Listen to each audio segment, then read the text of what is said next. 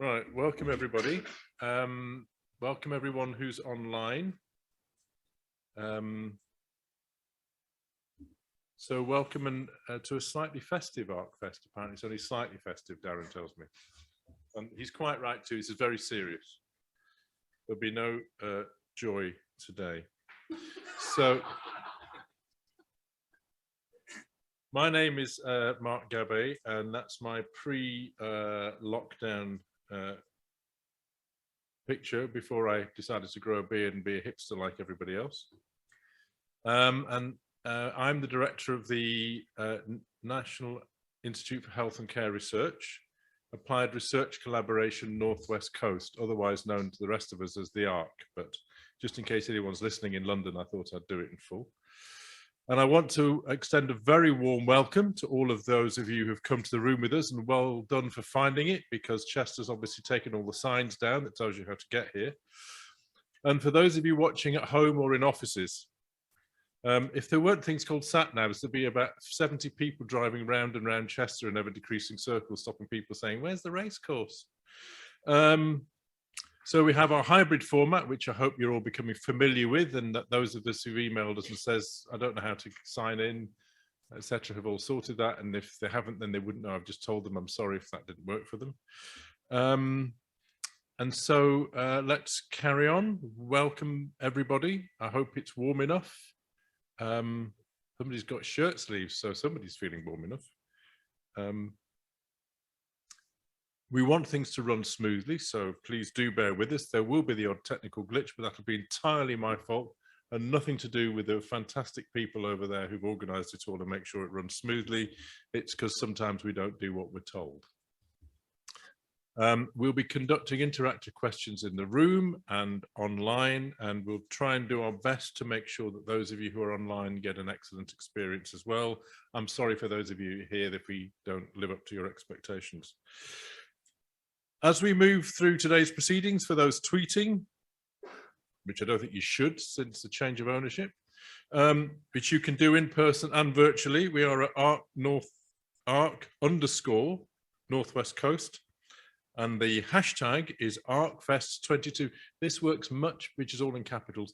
This works much better in print than verbally. You do realize that, don't you? Oh, is it? Good. That's good. Feel free to comment only if it's polite and not, what's the word I'm looking for, libelous, and interact regarding today's events. As you can tell, we're moving around our Northwest Coast region to make sure we're accessible for members right across this rather spread out geography for our member organisations, advisors and staff across the Northwest Coast. And we will continue to use different locations. So from Cumbria to Chester is probably about as far as we go from one extreme to the other. And our next ArcFest will be, surprise, surprise, in Liverpool on the 7th of March. And this calendar invite should already be in your diary. I think we've tried to make sure that the ArcFests are in the diary at least a year ahead. Very important for those people who have other work commitments, obviously. So that will be a face-to-face meeting only on the 7th of March because it's a workshop ArcFest.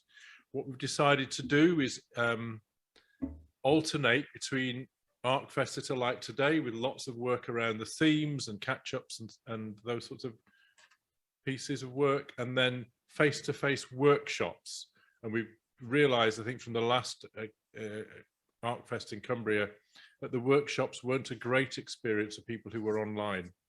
And some of them have to be face-to-face only. So the alternate ones will be online, will be hybrid like this, or if they're workshops, they'll be face-to-face without a hybrid option.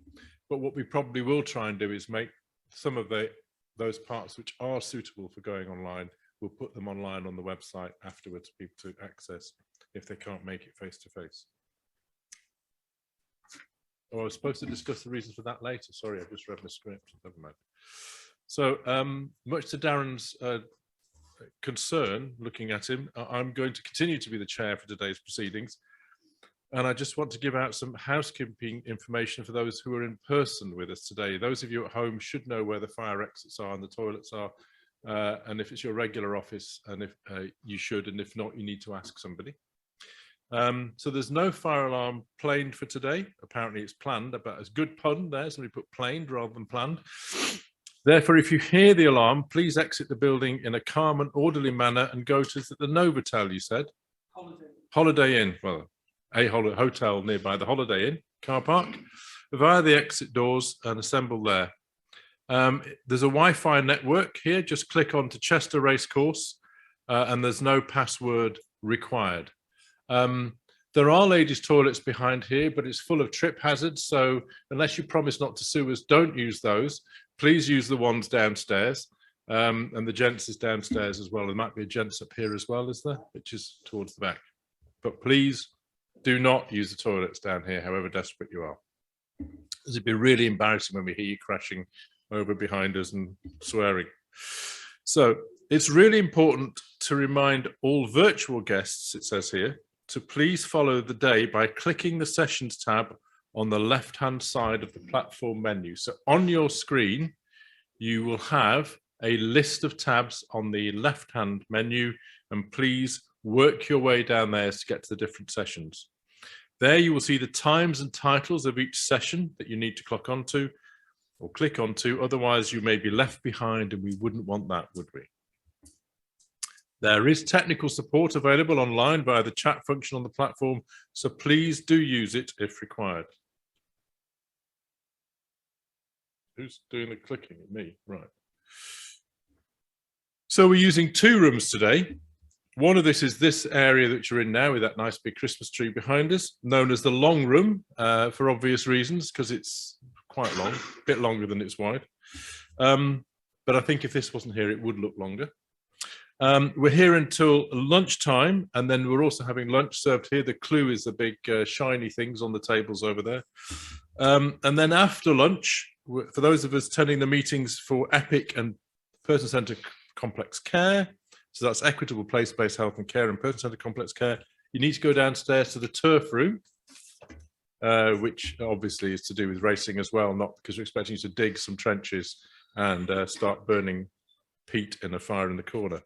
So the aim of today is to provide updates about our work, collaborate together, the clues in the name, applied research collaboration, and identify opportunities where the wisdom of our research findings can be shared and implemented, because as you know, we don't just do research, we also try and get that research into practice to make a genuine and real difference as soon as we can to people's lives and care. Don't know what that sentence means. Right. All of the work we're doing today is, as always, with the ultimate aim of trying to reduce health inequalities, which, as we know from work by Ben and others, are getting bigger, not lesser. And I'm sure Ben will be referring to that in his excellent theme meeting. So the projects that we do are at very different stages. Some are just nurturing in people's minds about what they'd like to do. And in theme meetings today, we'll be asking you to share some of those thoughts and ideas with us. And others of them are partway through, others of them are coming towards the end or are completed. And for many of them, we've sent out bids to try and get funding to undertake the projects that we want to do. But the key point about all this is that you are a collaboration. The ARC isn't a bunch of people sat in universities with people that come along to meetings occasionally. We are all the ARC, the public advisors, the workforce, the commissioners, the people in universities. It's a membership organization, and it's an active membership organization. So the legacy from what we do is down to all of us to make sure that we carry on doing this work, whether or not the ARC is still here in 5 or 7 or 10 years' time. So I'd like to present just a couple of slide updates to show you some of the successes and challenges that we've got. Right, okay. Sorry. There we go. So the first big news, and I had no idea this was coming, none of us did.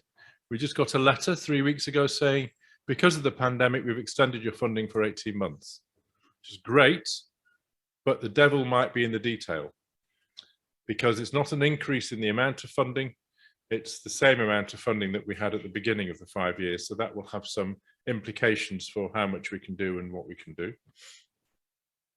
And that mainly means we need to bring in more external investment through successful grants. We will also be expected to review the work that we do, and I don't know about other themes, that we're going to start that process today by asking people about the work that we're doing now and the work they think we should be doing going forward. But it will be a soft review, not a hard review, and planning for what we're going to do in the last 18 months. And if there are things that we think are no longer priorities or practical because of the pandemic, or things that didn't seem as important as they do now because of the pandemic.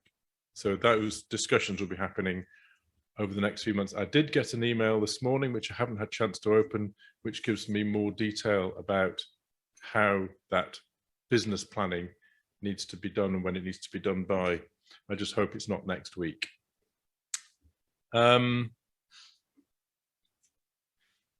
So in 2023, we think the first ArcFest in March, we will be doing some of that work with you. If we have time, we will involve you in that process at the ArcFest.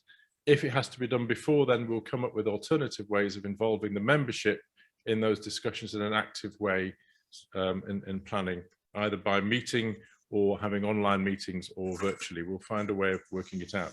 But for yet, this is work in progress. And I'm sorry I can't give you more. If I do get a chance to read the email and get a bit more information, I'll let you know later on today. So we have some immediate challenges. We run internships, which I hope you all know now. This is one of the great ways we have of investing in the workforce, working in our member organizations to help them get time out to participate in research, evaluation, implementation, etc. But of course, you may have noticed that the NHS is under a fair bit of pressure at the moment. And one of the reasons under a fair bit of pressure at the moment is because social care is under such huge pressure at the moment. So finding opportunities for staff to be released from their day job to participate in what unfortunately is often seen as a luxury of doing research or implementation can be challenging. And our job, all of us here, is to go back to our member organizations and say, it might look like it's a distraction, but actually if we get these new ways of working in place, we'll be more cost effective, and it will actually give back more in terms of save time than the time taken to do the work, as well as all the benefits to the organization from the learning for the individual and their colleagues. As you might expect, not least because of the pandemic, we're emphasizing mental health for the next few years.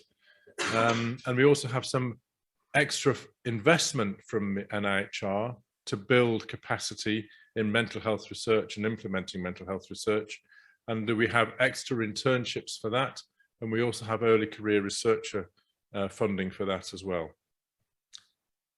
Another challenge we have is getting staff to come and work in the ARC when we have vacancies or we have new opportunities. It's a national problem. There's the bureaucratic issue around getting everything through all the permissions for the employers, and we're doing our best to overcome that. But with the best will in the world, people are not moving around very much at the moment in terms of jobs, and a number of applicants that we're getting, unfortunately, aren't suitable for the work. So that's partly why when you read about the fact we have an underspend, it's because we can't get the right staff in the right place at the right time when vacancies arise. Always, but we do get great staff, it just takes longer to get them. So that's not a criticism of any of our staff, just that it doesn't happen as quickly as we might like. Obviously, with the change of government ministers so regularly, I said, you got too excited there. I'm sorry, you'll have to wait a bit longer for the neo-Nazis to come into power. Sorry. The ministers are wanting to know what they're getting for these investments. And I understand on the QT that actually the fact that our last minister left and the new minister came was actually a very good thing for NIHR, because the last one apparently wasn't a great believer in investment in R&D. So thankfully, the new minister apparently is more positive about investing in R&D. So I think the bells are tolling. Is that for me? the runners and riders, if you'd like to go to the right. And the other challenge we faced, and I'm going to work through the bells because I don't care, is that and the bell's tolling for those organisations that haven't yet signed their contracts. It's only been going on for over 2 years now that we've been trying to get the contracts signed by all the member organisations, and I realise that for some organisations that's still a problem, particularly those in local government, but we really do have to get these signed off now because we're about 18 months behind the target of when they should all have been done. So any of you who are involved in an organisation that hasn't yet signed off, if you have any queries, any problems, please do come and talk to us. But we really do have to get these contracts signed off now. So onto that was the moans, get them out of the way. Onto the successes, which I forget this to work. There we go. That one. So we had a big event recently with over 200 members who worked with us in Lancaster, Kirkby and Bootle as part of the National Festival of Science, looking at health inequalities and health equity. At the time that this script was written, which is a couple of weeks ago, we had 212 publications in print, either electronic or paper, with 21 more accepted and in press. I anticipate that's probably nearer 220 and probably another 15 to 20 in press, because I think I've had 2 or 3 I am aware of come online since this was written. We've had some great success in investments in our coastal communities, particularly around the Fylde and Blackpool coast. And I think there's about £6 million of external investment come into 3 projects there. And also one of them is partly in Liverpool as well. And you'll hear about that in our theme. You can read what it says here.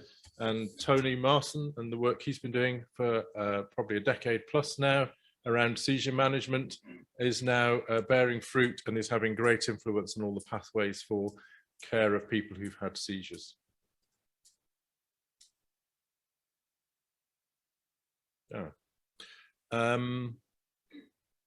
So some important topics was to start thinking about going backwards and going forwards.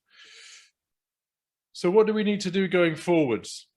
It's always that pressure to get research findings into practice, that implementation challenge.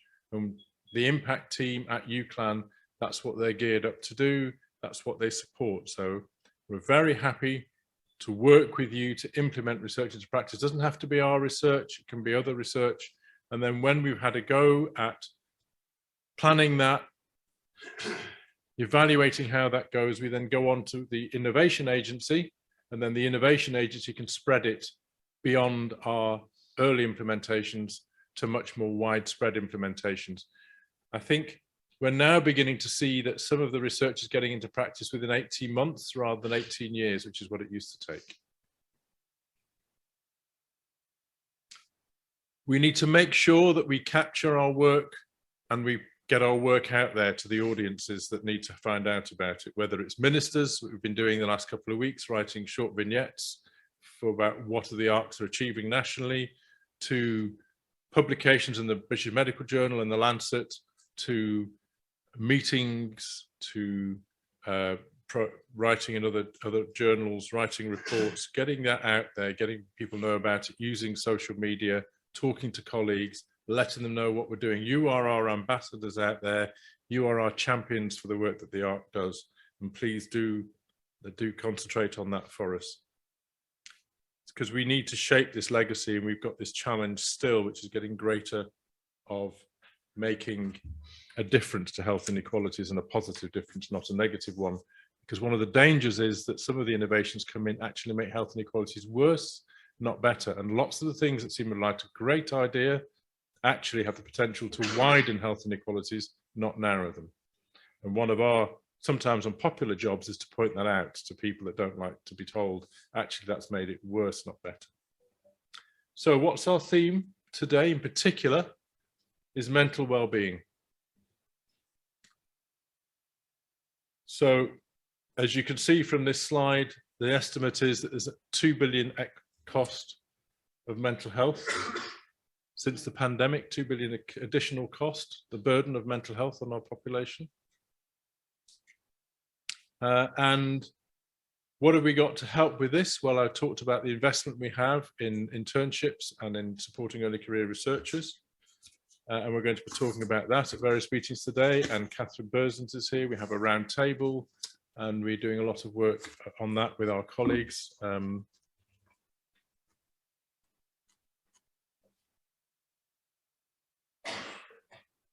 we've also got investment in dementia fellows, another 500,000 or so.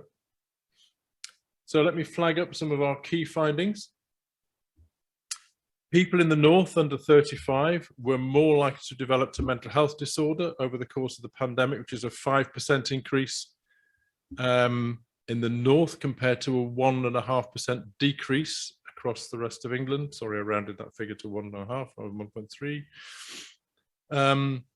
Alongside that has been an increase in the number of antidepressants prescribed. And this is greater in the north than other parts of England. Before the pandemic, people from ethnic minorities and those from a white British background had similar mental health scores, but that has widened as a disparity with those from ethnic minorities having worse mental health scores compared to the rest of England for white ethnic groups. And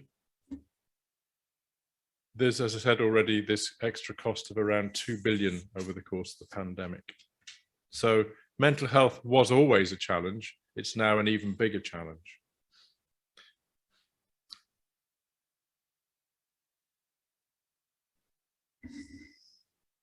Gone one too many there, have I? No. Yes, yeah, I've got the opportunity. I see what it says on the script. I'm just trying to get the right slide. So we've got a lot to do today together to help address what we found and what we want to do about that. So as you can see from the timetable here of today, we're going to be having various meetings in themes and from our cross-cutting themes about the work that we're doing. And we really need your input. That's why we have these meetings. That's why they're in the diary so far ahead, because as I said before, we are the ARC together and we need your input. We need your intelligence. We need your experience. We need your wisdom. And we also need your volunteering to work with us. So I'm now going to hand over to Catherine, who's going to update us on some of the mental health and well-being work that we've been doing. So, and the roundtables, as I already mentioned. So Catherine, please come forward. And Alison.